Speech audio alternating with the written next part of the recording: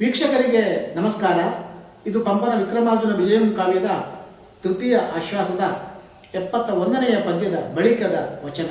ಅದು ಹೀಗಿದೆ: ಆಗಳ ಬಲದ ನಡುವಿದ್ದ ನಾರಾಯಣಂ ಬಲದೇವಂಗೆ ಸುಟ್ಟಿ ತೋರಿ ಭೀಮಾರ್ಜುನರ್ಕಳಿವರ ಮೋಘಮಪ್ಪರೆಂದವರ ಸಾಹಸಕ್ಕೆ ಮೆಚ್ಚಿ ಸಂತಸಂಬಟ್ಟಿದ್ದಾಗಳು ಆಗಳು ಉಳಿದರಸು ಮಕ್ಕಳೆಲ್ಲಂ ಕರ್ಣಶಲ್ಯರ್ ಮೊಗದಿಂದಿರುವುದಂ ಕಂಡು ಮನಂಗೆಟ್ಟು. ಇದನ್ನು ಬಿಡಿಸಿ ಹೀಗೆ ಓದ್ತೇನೆ.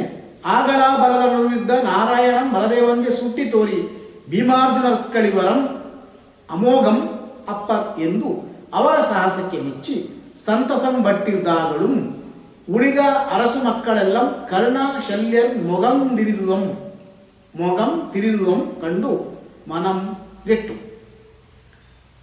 ಆಗ ಆ ಬಲದ ನಡುವಿದ್ದ, ಆ ತುಂಬಿದ ಸೈನ್ಯದ ನಡುವೆ ಇದ್ದಂತಹ ನಾರಾಯಣಂ ಅಂದರೆ ಶ್ರೀಕೃಷ್ಣ ಬಲದೇವಂಗೆ ಸುಟ್ಟಿ ತೋರಿ, ಬೆರಳೆತ್ತಿ ತೋರಿ ಏನು ಹೇಳಿದ?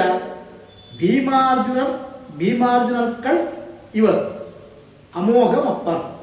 ಈಗ ಯುದ್ಧ ಮಾಡ್ತಿದ್ದವರು ಇದ್ದಾರಲ್ಲ, ಅವರು ಭೀಮ ಮತ್ತು ಅರ್ಜುನ ಅಂತ ಬೆರಳು ಮಾಡಿ ತೋರಿಸ್ತಾನಂತೆ. ಯಾರು? ನಾರಾಯಣ ಶ್ರೀಕೃಷ್ಣ ಬಲದೇವಗೆ.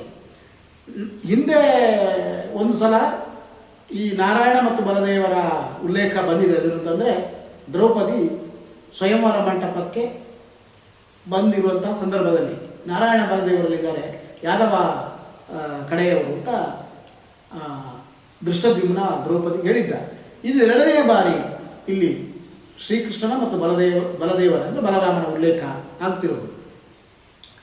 ಏನಾಗಿದೆ? ಕೃಷ್ಣನಿಗೆ ಗೊತ್ತಾಗ್ತದೆ ಏನಂತಂದರೆ ಇವರೇ ಭೀಮ ಮತ್ತು ಅರ್ಜುನ ಅವರು, ಇವರು ಅಮೋಘರು ಎಂದು ಅಲ್ಲಿ ಬಲರಾಮನಿಗೆ ಹೇಳ್ತಾನೆ. ಎಂದವರ ಸಾಹಸಕ್ಕೆ ಮೆಚ್ಚಿ ಸಂತಸಂ ಬಟ್ಟಿ, ಅವರ ಸಾಹಸಕ್ಕೆ ಮೆಚ್ಚಿ ಕೃಷ್ಣ ಸಂತೋಷವನ್ನು ಪಟ್ಟನಂತೆ. ಆಗ ಉಳಿದ ಅರಸು ಮಕ್ಕಳೆಲ್ಲ ಅಂದರೆ ಕರ್ಣ ಮತ್ತು ಶಲ್ಯರು ಈಗಾಗಲೇ ಹಿಂದಕ್ಕೆ ಸರಿದರು. ಮೊಗವನ್ನು ತಿರುಹಿದನು ಕಂಡು ಉಳಿದ ಅರಸು ಮಕ್ಕಳೆಲ್ಲರೂ ಪ್ರತಾಪಶಾಲಿಗಳಾದಂಥ ರಾಜಾಧಿರಾಜರೆಲ್ಲ ಅಲ್ಲಿ ಕಂಡು ಮನಂಗೆಟ್ಟು, ಅವರಿಗೆ ಮನಸ್ಸು ಕೆಟ್ಟು ಹೋಗಿ ಅವರಿಗೆ ಅಸಮಾಧಾನವಾಗಿ ಅವರು ಕೂಡ ಮಸಯುದ್ಧಕ್ಕೆ ಪ್ರಾರಂಭ ಮಾಡ್ತಾರೆ. ಅದನ್ನು 72ನೇ ಪದ್ಯದಲ್ಲಿ ಪಂಪ ವರ್ಣಿಸ್ತಾನೆ.